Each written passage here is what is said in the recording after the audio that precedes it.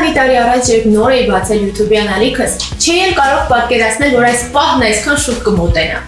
Բարային ասպարեզում միշտ էլ կարևորել եմ YouTube-յան պլատֆորմը, ոչ միայն հայկական, այլ նաև միջազգային շուկայի համար։ Սա իմ եւ իմ թիմի համար մեծ ձեռքբերում է եւ շատ պարտավորեցնող է, քանի որ մենք Հայաստանում առաջին բարային ստուդիան ենք, որը հատել է YouTube-ում 100,000 հետևորդի սահմանը։